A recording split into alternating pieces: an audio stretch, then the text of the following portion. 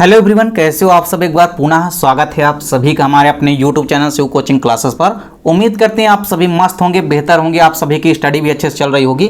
आज की इस वीडियो में हम देखेंगे class 11th biology NCERT chapter 1 हमारा चल रहा है, जिसमें आज की इस वीडियो में हम देखेंगे त्रिपद नामकरण पद्धति क्या होती है।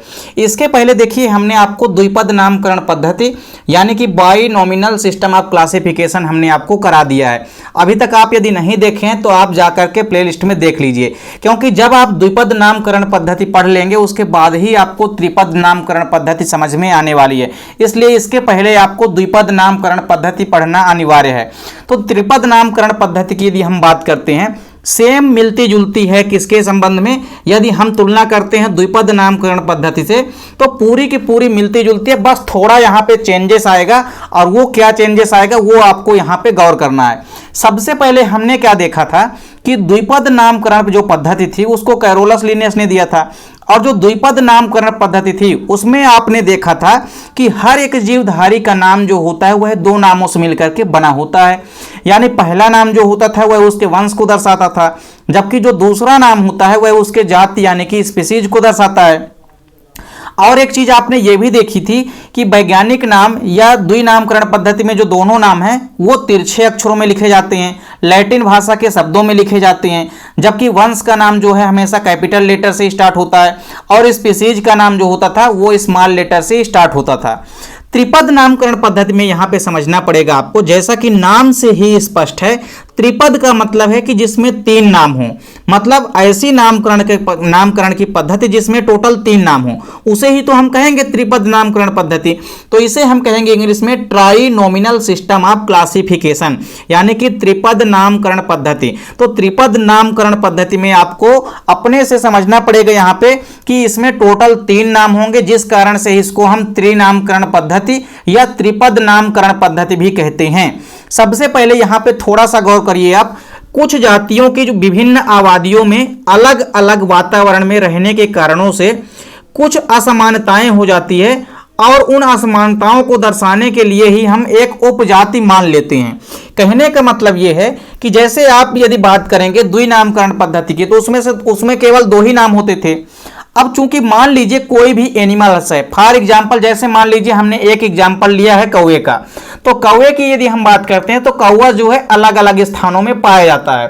तो कुछ कौवे पाकिस्तानी होते हैं जो पाकिस्तान में पाए जाते हैं, कुछ कौवे भारत में पाए जाने वाले हैं, कुछ ऐसे कौवे हैं जो कि श्रीलंका में पाए जाते हैं। इसके अलावा कुछ कौवे जो है कहाँ पाए जाते हैं, वर्मा में पाए जाते हैं। तो मुख्य रूप से कौवे जो है इन्हीं चार स्थानों पर पाए जाते हैं।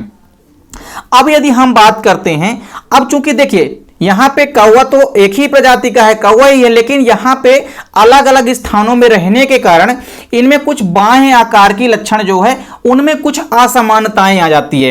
फॉर एग्जाम्पल जैसे मान लीजिए आकार की लक्षण क्या हो सकता है, आकार की लक्षण का मतलब होता है किसी भी जीव का स्वभाव कैसा है, उसका रंग रूप आकार कैसा है, यही तो उसके आकार की लक्षण कहलाते हैं, यानी मार्फोलॉजिकल कैरेक्टर कहलाते हैं। तो जो भी मार्फोलॉजिकली कैरेक्टर हैं अर्थात जो भी आकार की लक्षण हैं उनमें थोड़ी बहुत असमानताएं आ जाती है अगर कोई भी जीव अलग अलग वातावरण में रहता है। तो अलग अलग वातावरण में रहने के कारण किसी भी जीव में क्या हो जाता है, थोड़ी बहुत असमानताएं आ जाती है, उनके बाह्य आकार के लक्षण में थोड़े बहुत चेंजेस आ जाते हैं।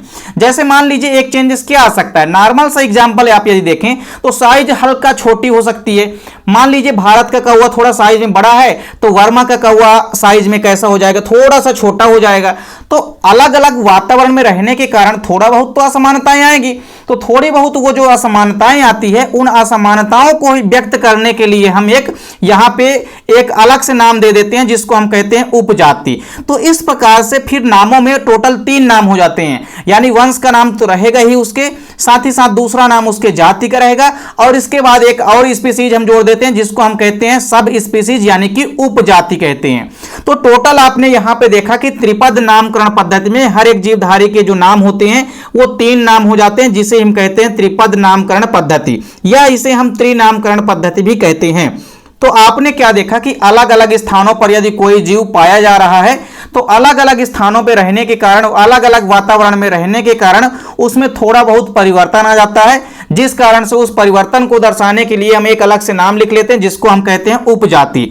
और इस उपजाति को हम कहां लिखते हैं, तो जाति का नाम लिखने के बाद लिखते हैं हम उपजाति का नाम।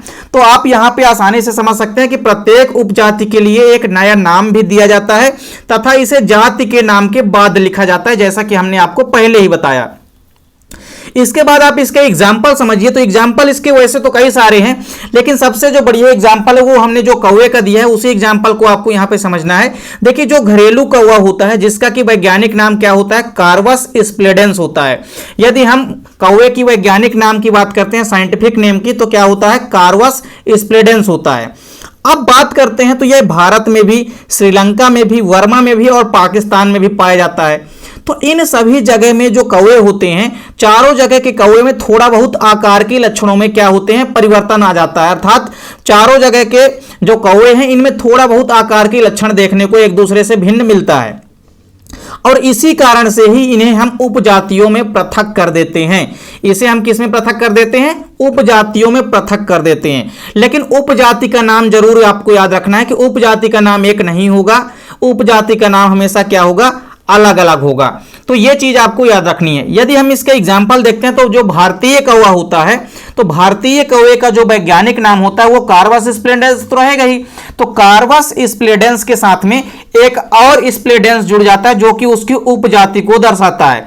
उसी प्रकार श्रीलंका के कौवे की यदि हम बात करते हैं, तो इसका वैज्ञानिक नाम हो जाता है कार्वस स्प्लेडेंस, और इसे हम कहेंगे प्रोटेगैलस। तो प्रोटेगैलस क्या है, यहां पे प्रोटेगैलस श्रीलंका के कौवे की क्या है, उपजाति है, यानी कि सब स्पीसीज है। वहीं वर्मा के यदि कौवे की बात करते हैं, तो इसका वैज्ञानिक नाम होता है कार्वस स्प्लेडेंस आइसोलेंस। आइसोलेंस यहां पे क्या है, आइसोलेंस उपजाति है किसकी, वर्मा के कौवे की। अर्थात यहां पे हर एक जीवधारी के नाम में 3 नाम हो जाएंगे। तो यहां पे आप देख सकते हैं, जैसे भारतीय कौवा जो है, इसमें कार्वस क्या है, इसके जीनस का नाम है, स्प्लेडेंस क्या है, इसकी स्पीसीज है, और दूसरा जो स्प्लेडेंस है वो क्या है, इसकी सब स्पीसीज यानी कि उपजाति है। तो उपजाति को हमने पहले ही बताया कि जाति के नाम के बाद लिखते हैं। उसी प्रकार प्रोटेगैलस जो होता है, यह श्रीलंका के कौवे की उपजाति है, जिसको हमने स्प्लेडेंस के बाद लिखा है, यानी जाति के नाम के बाद लिखा है। सेम उसी तरह वर्मा का जो कौवा है, उसमें भी हमने आपने देखा कि कार्वस स्प्लेडेंस के बाद हमने आइसोलेंस लिखा है, और आइसोलेंस क्या है, यहां पे उसका उपजाति है। तो इस प्रकार से जीवों के वैज्ञानिक नाम में 3 नाम हो जाते हैं, जिस कारण से ही इन्हें हम कहते हैं त्रिनामकरण पद्धति। देखिए, बेसिकली त्रिनामकरण पद्धति की यदि हम बात करते हैं, तो यह प्रक्रिया पादपों में बहुत कम ही अपनाई जाती है, जबकि जंतुओं में इसका प्रयोग अधिकतर मात्रा में कहीं कहीं पे होता है। तो इस प्रकार से उम्मीद करता हूं कि त्रिपद नामकरण पद्धति यानी कि ट्राई नॉमिनल क्लासिफिकेशन आपको समझ में आ गया होगा। तो उम्मीद करता हूं कि वीडियो पसंद आई होगी। वीडियो अच्छी लगे तो लाइक और कमेंट जरूर कीजिए, साथ ही साथ दोस्तों के बीच ज्यादा से ज्यादा वीडियो को शेयर कीजिए। चैनल पे यदि नए हैं तो चैनल को सब्सक्राइब अवश्य कर लें, साथ ही साथ बेल आइकन प्रेस कर लें, ताकि वीडियो की नोटिफिकेशन आपको मिलती रहे। मिलते हैं नेक्स्ट वीडियो में, तब तक के लिए जय हिंद, वंदे मातरम।